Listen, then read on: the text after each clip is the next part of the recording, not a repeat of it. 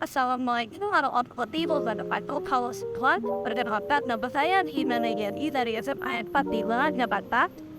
Kali ini saya akan mewawancarai pembimbing PKL saya, yaitu namanya Mas Wadi. Saya akan mewawancarai tentang perusahaan ini. Saya mulai dengan pertanyaan pertama, Oke. yaitu berapa banyak rekan tim yang kakak miliki? Di dalam divisi produk dan kreatif, secara langsung rekan tim yang di bawah saya ada satu, graphic designer. Tetapi divisi produk dan kreatif ini berkolaborasi dengan beberapa divisi lain, terutama di divisi marketing dan divisi produksi. Dua divisi itu. Tapi di dalam tim saya sendiri, rekan tim yang ada itu satu tim, berdua sama saya, dua Jadi ada 2 orang ya? orang dalam. Baik. Lanjut, bagaimana jenis aktivitas harian atau mingguan untuk pekerjaan ini? Oke, kalau untuk produk dan kreatif tim itu untuk hariannya kita membuat konten. Kontennya itu ada 2. Untuk Instagram, konten feed Instagramnya Dropfix dan story itu IG-nya Dropfix. Nah, ada lagi juga konten untuk LinkedIn Dropfix. Ada juga desain yang projectnya di luar dari non-core bisnisnya Dropfix. Yang kita ketahui kan kalau core bisnisnya Dropfix itu adalah image editing, mengedit foto. Tapi kita juga ada layanan desain lainnya selain image editing, seperti bikin hampers buat TikTok kemarin. Terus ada produksi foto, terus ada pembuatan web dan juga pembuatan desain lainnya. Kurang lebih itu untuk pekerjaan aktivitas harian atau mingguan. Jadi ada banyak gitu ya? Iya, jadi ada banyak pecahan bisnis desain lainnya selain image editing yang memang ini utamanya dari Dropfix, bisnis utamanya. Baik, lanjut. Ya. Apakah tantangan terbesar yang akan saya hadapi dalam pekerjaan ini? Maksudnya saya itu posisi saya. Iya. Tantangan terbesar itu adalah membuat konten-konten yang memiliki daya tarik dan juga interaksi yang banyak, baik itu di Instagram maupun di LinkedIn. Karena konten-konten yang kita bikin itu konten-konten yang menginformasikan servis atau jasa-jasa desain Dropfix. Nah, itu menantang karena klien kita itu B2B itu adalah bisnis to bisnis. Jadi kita menawarkan itu terutama ke perusahaan besar. Walaupun ada juga klien yang secara perorangan gitu, membuat order image editing ke Dropfix. Dan tantangan yang terbesar lainnya adalah kita membuat desain di luar bisnis utamanya Dropfix. Seperti yang tadi kita bilang, kita bikin desain web, kita bikin hampers, kita bikin jasa desain yang lainnya. Nah, itu harus melalui survei atau research memperhatikan tren desain terkini yang ada di tren dunia saat ini. Itu tantangan dan juga kenikmatan sih dalam waktu yang bersama, bergairah. Baik, lanjut. Berapa lama rata-rata masa kerja seorang karyawan yang ada di sini? Rata-rata itu minimal 1 atau 2 tahun gitu. Karena di dalam masa 1-2 tahun itu mereka tahun pertama mereka adaptasi, cari tahu apa yang bisa mereka kontribusiin, mereka kasih ke Dropfix, itu belajar dari banyak hal di sini. Dan tahun kedua mereka berkontribusi, mereka memberi ide, memberi hasil karyanya untuk Dropfix. Nah, biasanya di tahun ketiga mereka mungkin mau mencoba pengalaman lain di tempat lain, atau malah kalau dia menemukan peran baru di sini, ya dia akan tetap di sini. Jadi tergantung gitu ya? Tergantung individunya, tapi idealnya biasanya ya seperti yang tadi dijelasin, setahun 2 tahun lah, karena setahun itu biasanya masih beradaptasi mempelajari Dropfix ini apa. Tahun kedua baru bisa ngasih kontribusi.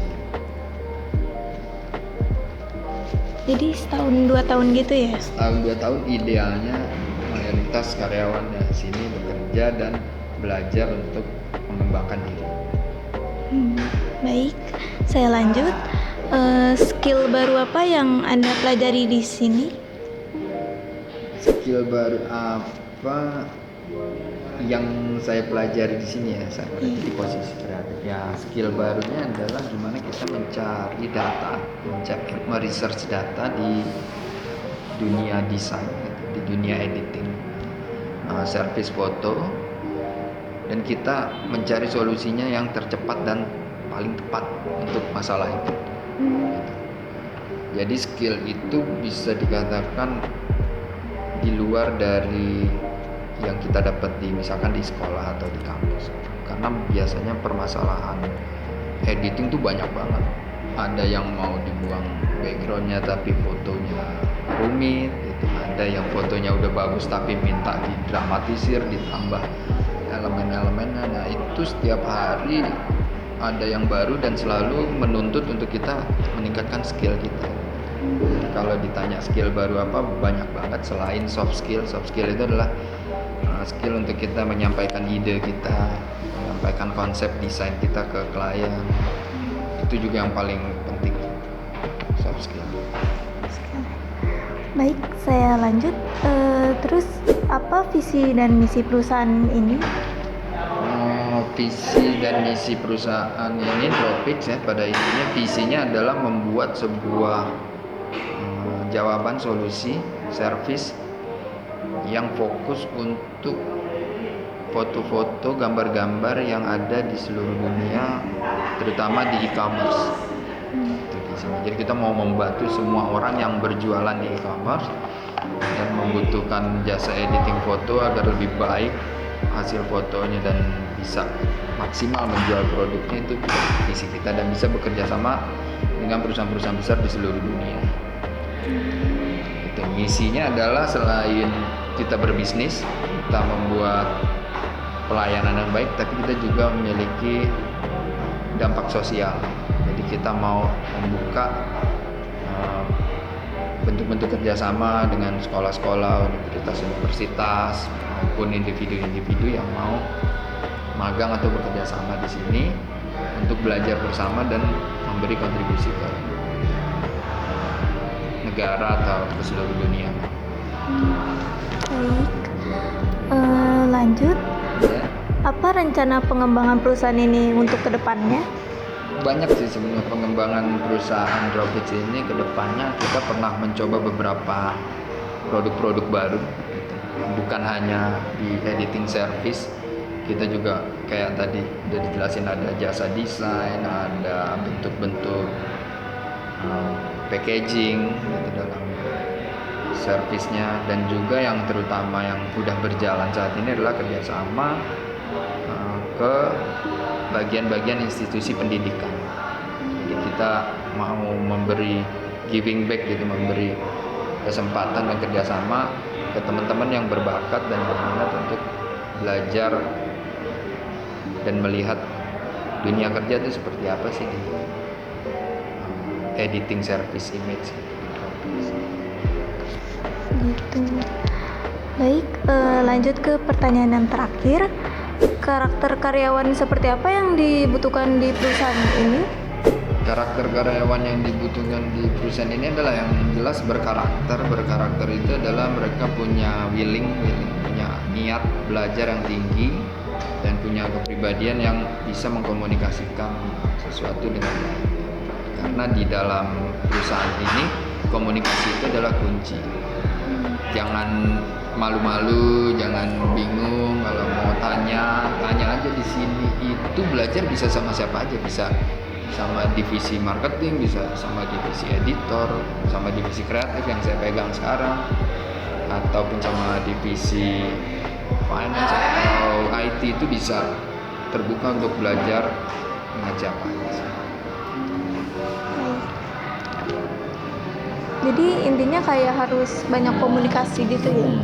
Harapannya adalah karakter karyawan banyak komunikasi, banyak inisiatif, pemikiran-pemikiran kreatif untuk mengembangkan diri dia sendiri.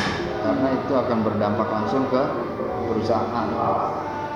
Kita butuh karyawan yang setiap hari hadir ke sini dengan hati yang senang, gitu, dengan gairah yang semangat, yang memang ingin belajar, ingin bekerja dan berkontribusi untuk minimal untuk dirinya lah, untuk berkembang. Setelah itu efeknya nanti pasti akan ke perusahaan. Itu kurang lebih nantinya. Baik. Itu adalah pertanyaan terakhir. Jadi kita akan mengakhirinya di sini saja. Terima kasih Mas Modi. Oke, terima kasih Adlina. Terima kasih juga yang udah nonton. Terima kasih. Wassalamualaikum warahmatullahi wabarakatuh.